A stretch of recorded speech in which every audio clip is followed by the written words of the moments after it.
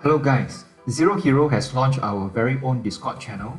We believe that it will be helpful to build up an online community to learn, grow, and support one another. It is not a platform to flex our achievement, but really to share knowledge and encourage each other to learn hard and invest smart. I'll provide the link below and hope to see you soon. Again, Zero Hero is not a financial institution to encourage any trading positions. All information shared are for educational and entertainment purposes only. In today's episode, I would like to share with you more about SPACs play. No, it is not speculation. Number one, we will talk about the pros and cons to invest in SPACs, the predictable movement of SPACs, how to trade SPACs effectively, and is SPAC a bubble? Is it sustainable? A SPAC is a special purpose acquisition company with no commercial operations. It is formed strictly to raise capital through an IPO for the purpose of acquiring an existing business. They are also known as blank check companies. At the time of their IPOs, SPACs have no existing business operation or they do not state any targets for acquisition. SPAC have 2 years to complete an acquisition or they must return their funds to investors. As an analogy, SPACs is like the white knight or the handsome prince. The prince is generally formed by investors or sponsors with the expertise in a particular industry or business sector, with the intention to pursue deals in that area. The prince has at least one target in mind, but he will not identify that target to avoid extensive disclosures during the IPO process. IPOs investors like you and I have no clues what company we will be investing at this stage. On the other hand, the beautiful princess, who is the merger target, may view marrying the prince an attractive option for smaller company business owners looking to raise working capital. By marrying the princess can add up to 20% of the sale price compared to a typical private equity sale. Such arrangement can also offer the princess what is essentially a faster IPO process with lesser time and more capital. One of the most high-profile recent marriage in the SPAC arena include Richard Branson's Virgin Galactic. Bill Ackman, founder of Pershing Square Capital Management, sponsored his own SPAC, raising $4 billion in its offering on July 22nd. Their ticker symbol for the common share is PSTH, listed last Friday, 11 September. How do we identify the predictable price movement of a SPAC? Let us take a look at the chart of the upcoming merger between Tortoise Acquisition Corp and Hyliion under the ticker symbol SHLL. There are some price movement I would like to highlight. At the beginning, the public knows only about the SPAC company, that is the prince.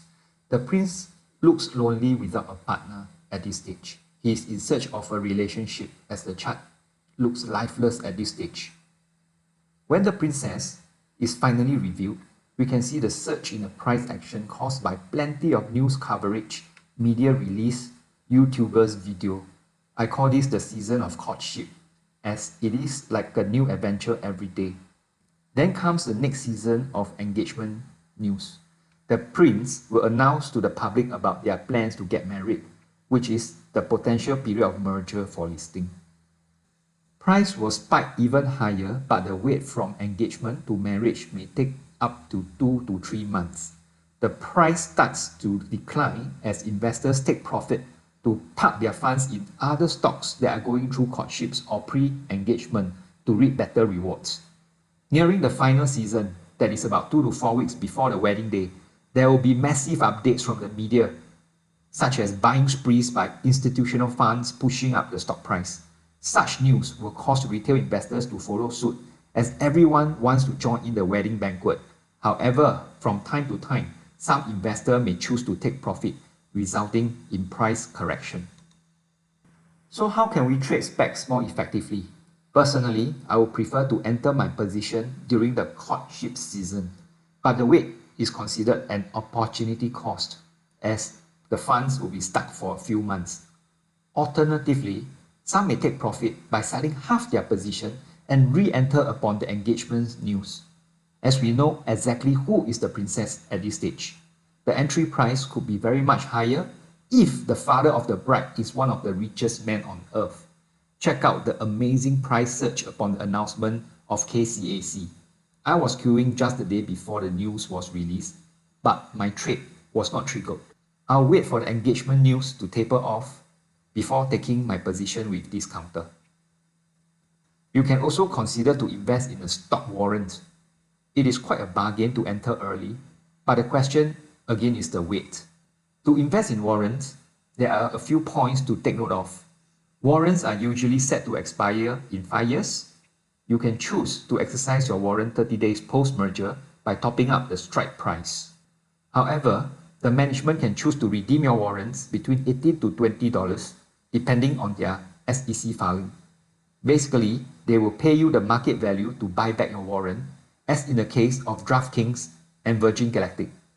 So you can see there is a limit how much you can profit from warrant play. And what about the risk involved? Should there be any case of a runaway bride or the prince experiencing cold feet and call off the wedding, the entire warrant investment will vaporize into thin air, all gone. How about your capital in the share? It will reset to the floor price of about $10, which is kept in trust. It will be refunded to you if the deal is off or the 2 years expiry to merge is up.